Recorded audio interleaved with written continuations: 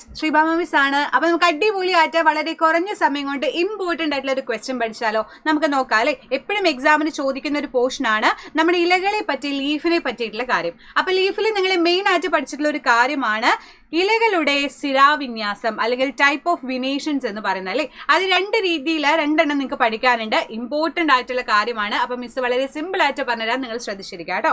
Ready? അപ്പം നമ്മൾ ലീഫിന്റെ venation പറയുന്ന സമയത്ത് രണ്ട് ടൈപ്പ് ആണുള്ളത്. ഒന്ന് പാരലൽ വിനേഷൻ, ഒന്ന് റെറ്റിക്കുലേറ്റ് വിനേഷൻ. എന്താണ് പാരലൽ വിനേഷൻ? പാരലൽ എന്ന് പറയുമ്പോൾ ഒരിക്കലും കൂട്ടിമുട്ടാതെ ഇങ്ങനെ സ്ട്രെയിറ്റ് ആയിട്ട് ഇങ്ങനെ പോവുകയാണെങ്കിൽ, ലൈൻസ് നമ്മൾ ഇങ്ങനെ വരയ്ക്കുകയാണെങ്കിൽ അതിനെയാണ് പാരലൽ എന്ന് പറയാം. ഇപ്പൊ എക്സാമ്പിൾ പറഞ്ഞ റെയിൽവേ ട്രാക്ക് ഒക്കെ അല്ലേ, ഒരിക്കലും കൂട്ടിമുട്ടാത്ത രീതിയിലല്ലേ ഇത് പാരലൽ ആയിട്ടല്ലേ പോകുന്നത്. അപ്പൊ മാത്സിലൊക്കെ നിങ്ങൾ പുലികളാണെങ്കിൽ നിങ്ങൾക്ക് പാരലൽ ഞാൻ അറിയുന്നുണ്ടായിരിക്കാം.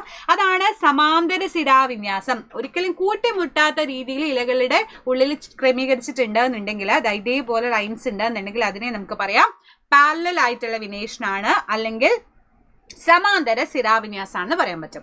ഇനി വേറെ പലതിലും അല്ലെ, ഇപ്പൊ നമ്മൾ ചെമ്പരത്തി പോലെയുള്ള ചെടികളുടെ ഇലകളൊക്കെ നിങ്ങൾ ശ്രദ്ധിച്ചിട്ടുണ്ടായിരിക്കാം. അതിലിങ്ങനെ ഇങ്ങനെ സൈഡിലോട്ടും അങ്ങനെ ഇങ്ങനെ ചെരിഞ്ഞ് ഒരു ജാലികാ സിരാവിന്യാസം, ഒരു വലക്കണി, ഒരു നെറ്റ് പോലെ അല്ലെ. നമ്മൾ നെറ്റാകുമ്പോൾ അങ്ങോട്ടും ഇങ്ങോട്ടൊക്കെ അല്ലേ, അതേപോലെ ഇങ്ങോട്ടേക്ക് കുറച്ച് വരകൾ വരുന്നു അല്ലെ. അപ്പൊ ഇങ്ങനെ അതിൽ നിന്ന് കുറച്ച് ബ്രാഞ്ചുകൾ പോകുന്നു. ഇങ്ങനെയുള്ളതിനെയാണ് നമ്മൾ റെക്ടിക്കുലേറ്റ് വിനേഷൻ അല്ലെങ്കിൽ നെറ്റ് ലൈക്ക് വെയിൻസ് എന്ന് പറയുന്നത്. അപ്പൊ ഒരു വലക്കണി പോലെ ഉള്ളതുണ്ടെങ്കിൽ അതിനെ നമ്മൾ എന്ത് പറയും മക്കളെ? ജാലികാ സിരാവിന്യാസം പറയും. ഇനി നിങ്ങൾ അതിൽ പഠിക്കേണ്ടത് എക്സാമ്പിൾസ് ആണ്, ഏതൊക്കെയാണ് അങ്ങനെയെന്നുള്ളത് അല്ലെ.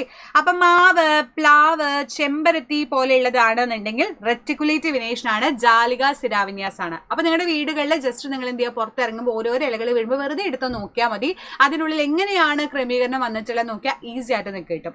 ഇനിയിപ്പോ മുളയുടെ കേസിലൊക്കെ പറഞ്ഞ മുളയുടെ ഇലകളൊക്കെ ഇങ്ങനെ മക്കളെ നീണ്ടു നിൽക്കുന്ന ഇങ്ങനെ പാരലലി ആണ് അതിന്റെ ലൈൻസുകൾ പോകുന്നത് അല്ലെ. അതുപോലെ വാഴ, പുല്ല്, നമ്മുടെ വെറുതെ പുറത്തിറങ്ങി കാണുന്ന പുല്ല്, ഗ്രാസിൽ വരെ നമുക്കത് കാണാൻ വേണ്ടി പറ്റും. അതാണ് പാരലൽ വിനേഷൻ അല്ലെങ്കിൽ സമാന്തര സിരാവിന്യാസം എന്ന് പറയുന്നത്.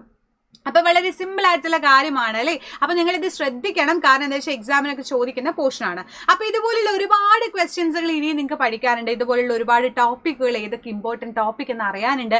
അതിന് വേണ്ടിയിട്ട് ജോയിൻ ചെയ്യാൻ പറ്റിയ ബാച്ചാണ് പൃഥ്വി ബാച്ച്. ഒരുപാട് ഫീച്ചേഴ്സ് പൃഥ്വി ബാച്ചിലുണ്ട്. ലൈവ് ക്ലാസ്സുകളുണ്ട്, റെക്കോർഡ് ക്ലാസ്സുകളുണ്ട്, PYQ ക്വസ്റ്റ്യൻ പേപ്പേഴ്സ് ഉണ്ട്. അങ്ങനെ നിങ്ങൾക്ക് എന്തൊക്കെയാണോ ആവശ്യം അത് കംപ്ലീറ്റ് ആയിട്ട് നമ്മുടെ പൃഥ്വി ബാച്ചിലുണ്ട്. അപ്പൊ എക്സാം കൂടെ വരാൻ പോവാണ്, അടിപൊളിയായിട്ട് നിങ്ങൾ പഠിക്കുക. അപ്പൊ അതിൽ ജോയിൻ ചെയ്യാൻ ആഗ്രഹിക്കുന്നവർക്ക് നമ്പർ ഞാൻ ഇവിടെ ജസ്റ്റ് മാർക്ക് ചെയ്യുന്നുണ്ട്, 9954000800. അപ്പൊ ഇപ്പൊ തന്നെ നമ്മുടെ ബാച്ചിൽ ജോയിൻ ചെയ്യുക, അടിപൊളിയായിട്ട് ഫുൾ എ ഗ്രേഡ് തന്നെ വാങ്ങിക്കുക. സോ നെക്സ്റ്റ് വീഡിയോ കാണാം. Bye bye.